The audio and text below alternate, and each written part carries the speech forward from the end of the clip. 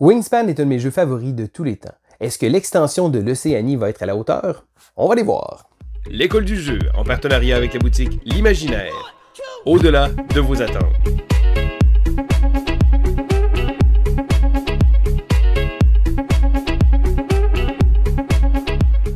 Bonjour et vieux l'école du jeu, mon nom est Sylvain et je vous présente aujourd'hui l'extension de Wingspan de l'Océanie. Alors premièrement, ma vidéo est un peu faite à l'envers. J'ai déjà filmé la présentation de la boîte, du matériel, parce que je voulais inclure le matériel dans le jeu de base pour essayer quelques parties. Donc ceci dit, j'ai seulement 2 parties de Wingspan de l'Océanie de fait.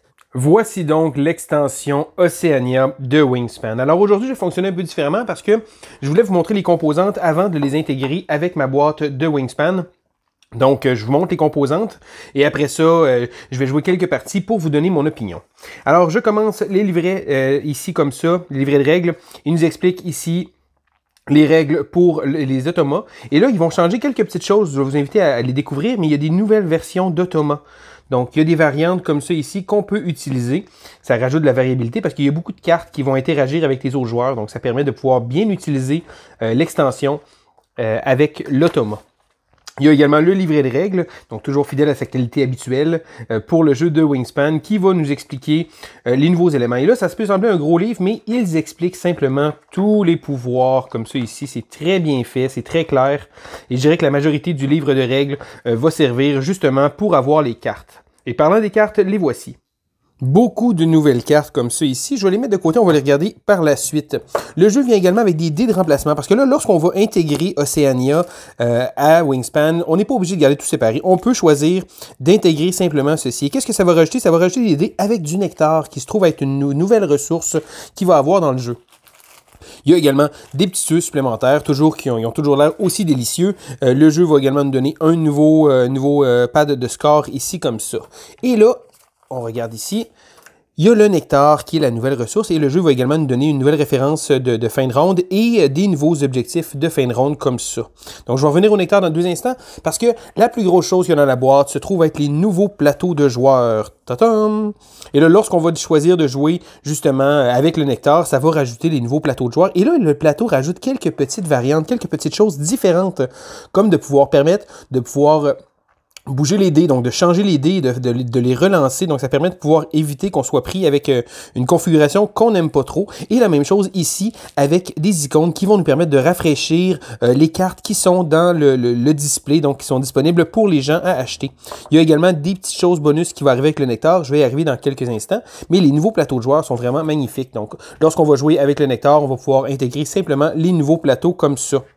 Parlant du nectar, ça se trouve être la nouvelle ressource et c'est une ressource assez spéciale. Donc le petit nectar comme ça, parce qu'il ne va pas agir comme les autres ressources. Donc premièrement, en début de partie, chaque joueur, après avoir reçu ses ressources qu'il va avoir choisi de garder, etc., donc selon les modalités du jeu Wingspan, chaque joueur va recevoir un petit nectar. Et là, comme je disais, le nectar agira pas comme une ressource normale parce que ça se trouve à être une frime. Mais le problème avec le nectar, c'est qu'au début du tour, et là, il nous explique, en fait, à la fin du tour, pardon, donc à la fin de chacun des tours, donc ils vont nous expliquer qu'on utilise les oiseaux qui ont des bonus de fin de round, parce qu'il y a des nouveaux oiseaux dans l'extension de l'Europe qui ont des bonus. Et là, on va défausser tous les nectars qui ne sont pas utilisés.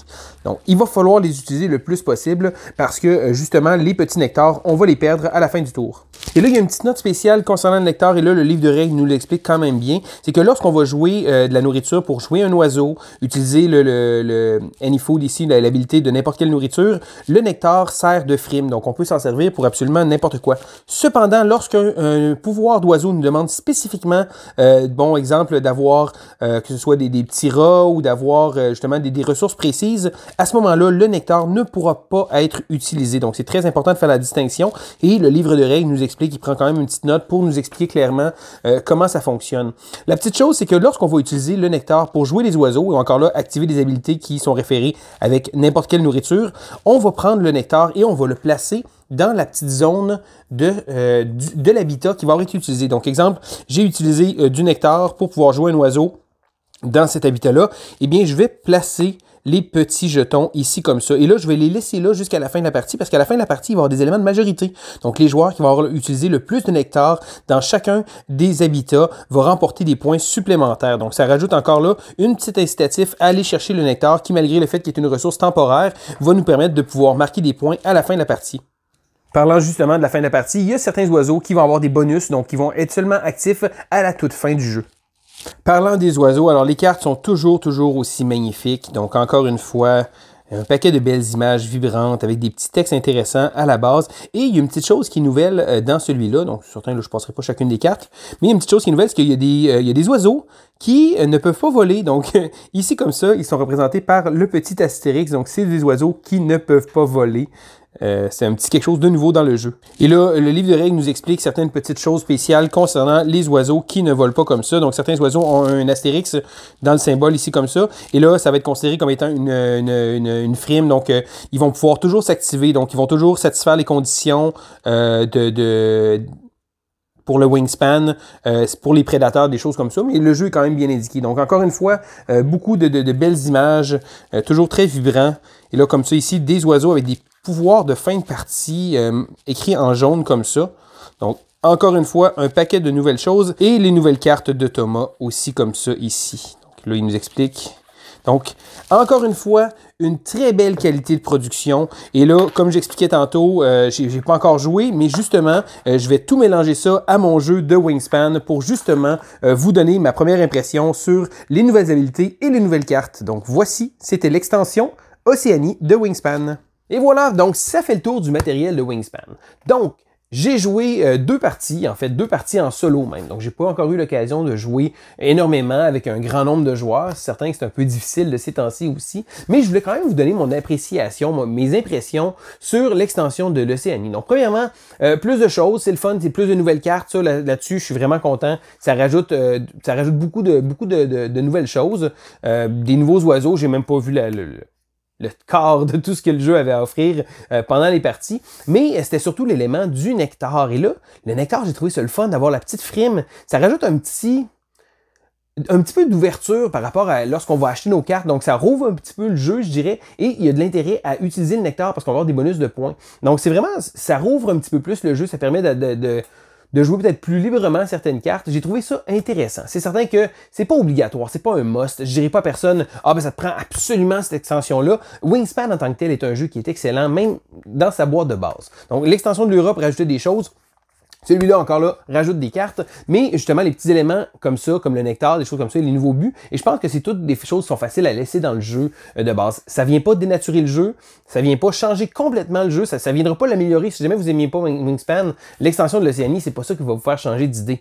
Mais, par exemple, si vous êtes comme moi, puis c'est un jeu que, plus de choses, je dirais que c'est ce genre de jeu-là que je trouve ça le fun, qui étendent un peu les horizons. C'est certain, deux petits bémols qui viennent avec ça. Un qui est très mineur, mais quand même, sur les cartes d'objectifs, il y a des pourcentages. Je trouve ça très intéressant. Puis même encore là, je trouve ça très bien de dire, bon écoute, il y a 4% des cartes qui remplissent ces conditions-là. Je trouvais ça le fun. Puis certain qu'en rajoutant des extensions, là, par exemple, ben là, les pourcentages deviennent un peu off.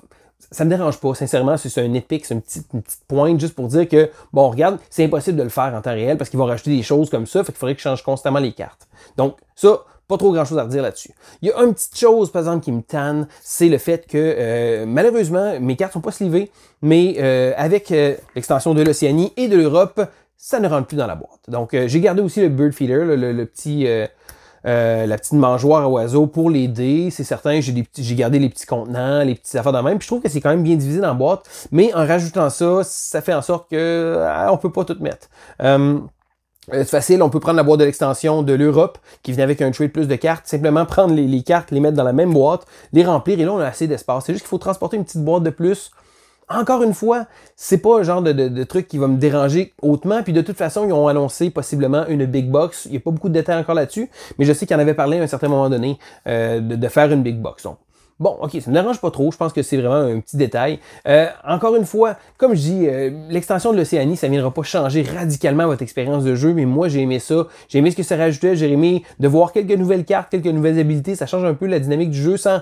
En fait, more of the same qu'ils disent en anglais, donc ça rien qui change complètement, mais ça change juste un petit peu pour le diversifier les parties.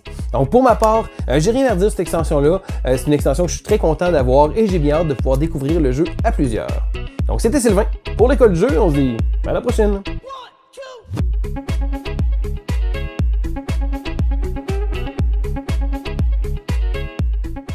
Wingspan est un de mes jeux favoris de tous les temps. Est-ce